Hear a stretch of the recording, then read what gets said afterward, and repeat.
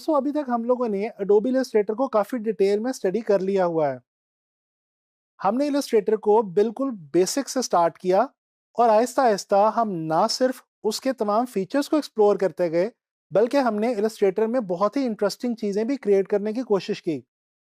तो दोस्तों अब बारी है एक नए सॉफ्टवेयर की जिसका नाम है अडोबी फ़ोटोशॉप। जी हाँ, अडोबी फ़ोटोशॉप से तमाम लोग वाकिफ़ हैं और मुझे मालूम है कि आप लोग फ़ोटोशॉप सीखने के लिए बेताब होंगे। दोस्तों फ़ोटोशॉप ग्राफ़िक डिज़ाइन के लिए एक बहुत ही इम्पोर्टेंट और मुफ़ीद सॉफ्टवेयर है। तो चलें, अब हम स्टार्ट करते हैं अडोबी फ़ोटोशॉप और इस लेसन में मैं आप लोगों को बताने वाला हूँ कि अडोबी फ़ोटोशॉप का इंटरफ़ेस क्या है और उसमें कौन-सी इम्पोर्टेंट चीज़ें मौजूद हैं। तो चलें चलते हैं अडोबी फ़ोटोशॉप की तरफ। दोस्तों फ़ोटोशॉप को ओपन करने के लिए हम टास्क बार पे जाके इस ब्लू कलर के आइकॉन को क्लिक करेंगे और ये देखें फ़ोटोशॉप जो है ये आपके सामने ओपन होने लगा है। दोस्तों ये फ़ोटोशॉप की वो फर्स्ट पिक्चर है जो आपके सामने आती है जब आप फ़ोटोशॉप को ओपन करते हैं। ये वो फर्स्ट इंटरफ़ेस है जो आपको देखने को मिलेगा। ये दोस्तों इसमें कुछ 2-3 इम्पोर्टेंट चीज़ें हैं जिनको मैं ज़रा आपको बताता चलूँ। सबसे पहले ये आपके सामने एक बटन है रीसेंट के नाम से। दोस्तों जैसा कि आप देख सकते हैं, ये एक फ़ाइल जो मैंने कुछ देर पहले बनाई थी, ये यहाँ पे रीसेंट के बटन के साथ आपको शो हो रही है। ये बेसिकली आपने जो पिछला काम, पिछली जो फ़ाइल क्रिएट की होती है फ़ोटोशॉप में, वो आपको यहाँ पे देखने को मिलती है। इसके अलावा ये एक इम्पॉर्टेंट चीज़ है क्रिएट न्यू। इसके ऊपर आप जैसे ही क्लिक करेंगे, तो न्यू डॉक्यूमेंट लेने के लिए जितनी भी इम्पॉर्टेंट सेटिंग्स हैं, जिस तरह आपने इलस्ट्रेटर के अंदर भी देखा था कि हम कंट्रोल एन प्रेस करते थे या क्रिएट न्यू पे क्लिक करते थे, तो न्यू डॉक्यूमेंट की जो सेटिंग्स हैं, ये सारी हमारे सामने ओपन हो जाती थी। इसी तरह से यहाँ पे हमारे सामने न्यू सेटिंग्स की एक डॉक ओपन हो गई है। इसको हम बाद में डिटेल में देखेंगे। इसके अलावा ये ओपन का एक बटन है जिसको क्लिक करके आप कोई जेपीईजी, कोई पिक्चर या कोई ग्राफ़िक्स या कोई भी चीज़ आप डायरेक्टली यहाँ पे फ़ोटोशॉप में ओपन कर सकते हैं। तो चलें दोस्तों, मैं आपके लिए यहाँ पे क्रिएट न्यू पे जाके एक जो है वो डॉक्यूमेंट लेता हूँ और ये इस वक़्त अब आपके सामने जो इंटरफ़ेस आ चुका है, ये एक्चुअल मेन इंटरफ़ेस है अडोबी फ़ोटोशॉप का। दोस्तों आप लोग एक बात नोटिस कर रहे होंगे कि फ़ोटोशॉप के इस इंटरफ़ेस में और इलस्ट्रेटर के इंटरफ़ेस में जो आपने काफ़ी डिटेल में देखा है, कुछ ज़्यादा डिफ़रेंस नहीं है। जिस तरह से इलस्ट्रेटर में हमने देखा था, यहाँ पे उसी तरह से फ़ोटोशॉप में हमारे पास एक मेन मेन्यू है। इसके अलावा हमारे पास ये एक यहाँ पे सब मेन्यू है। ये लेफ़्ट साइड पे हमारे पास एक टूल बार हमें नज़र आ रही है। ये है हमारा कैनवस। इलस्ट्रेटर में हम इसको आर्टबोर्ड के नाम से जानते हैं, जैसे कि काफ़ी डिटेल में मैंने आपको आर्टबोर्ड स्टडी करवाया था। और ये राइट साइड पे अगर हम आएँ तो ये मज़ीद कुछ ऑप्शंस जो हैं ये हमारे पास मौजूद हैं।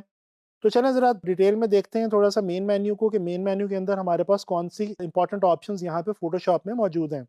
दोस्तों फ़ाइल के अंदर जैसे इलस्ट्रेटर में और दूसरे कुछ सॉफ्टवेयर्स में होता है हमारे पास न्यू फ़ाइल, ओपन, जैसे अभी मैंने आपको थोड़ी देर पहले बताया था। इसके अलावा एक्सपोर्ट करने की आपके पास ऑप्शन है।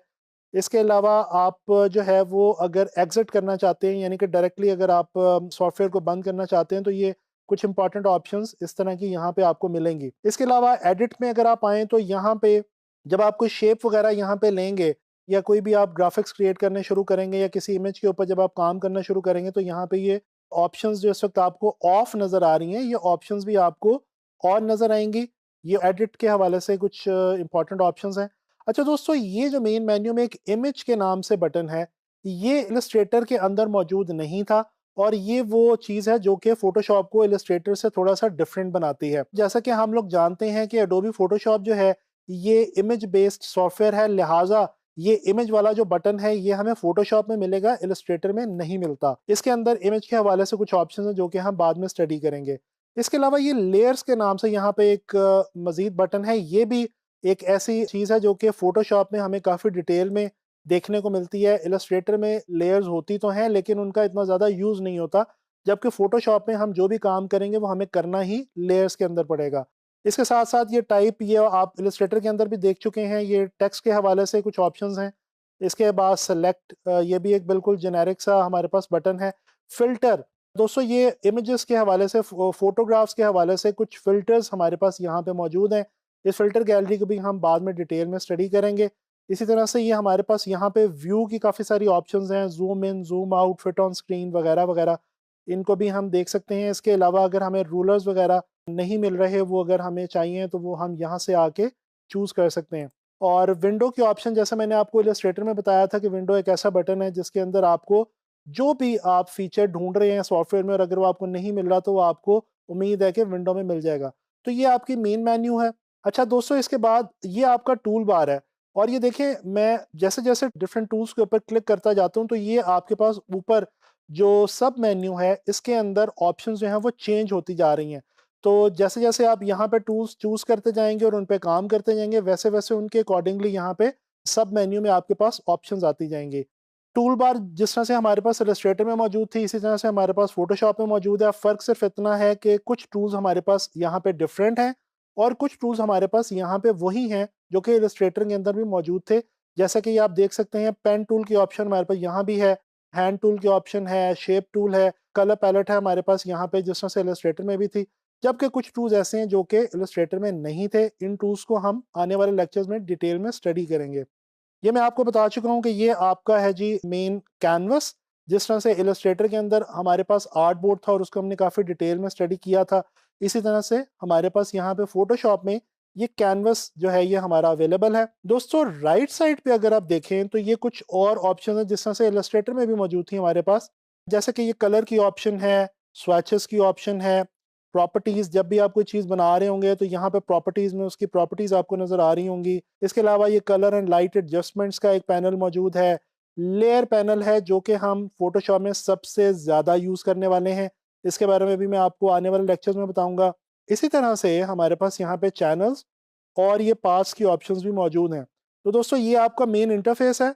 और अगर आप किसी ख़ास किस्म का टास्क परफॉर्म करना चाहते हैं, जैसे आप पेंटिंग करना चाहते हैं, तो यहाँ से आके आप पेंटिंग पे क्लिक करें तो आपके सामने वो ऑप्शंस ओपन हो जाएंगी जो पेंटिंग के लिए ज़्यादा फेवरेबल हैं, ज़्यादा रिक्वायर्ड हैं। इसी तरह से यहाँ पे अगर आप ग्राफिक्स एंड वेब के हवाले से काम करना चाहते हैं तो आप यहाँ पे आके क्लिक करें, तो इस तरह से आपके पास ग्राफिक्स एंड वेब की जो रिक्वायर्ड ऑप्शंस हैं वो आ जाएंगी। Same goes for photography. तो इन तमाम को भी आप एक बार जो है वो डिटेल में स्टडी कर लीजिएगा, आपको अपने आप समझ में आ जाएगा कि जो डिफरेंट सेट्स ऑफ ऑप्शंस यहाँ पे बना के रखे हुए हैं जो कि आपके सामने आ जाते हैं अकॉर्डिंग टू योर रिक्वायरमेंट। फिलहाल मैं एसेंशियल्स पर जाके क्लिक कर रहा हूँ। And that's all for Adobe Photoshops main interface. तो दोस्तों इस लेसन में हम लोगों ने अडोबी फोटोशॉप के मेन इंटरफेस को स्टडी किया और हमने देखा कि फोटोशॉप में हमारे पास कौन सी चीज़ कहाँ पे अवेलेबल है। आने वाले लेक्चर्स में मैं आप लोगों को फोटोशॉप के हवाले से और बहुत सारी बेसिक और फिर आगे चल के कुछ एक्सटेंसिव चीज़ें जो है वो देने वाला हूँ, और इंशाल्लाह ताला हम फोटोशॉप को बहुत अच्छे तरीके से सीखने वाले हैं।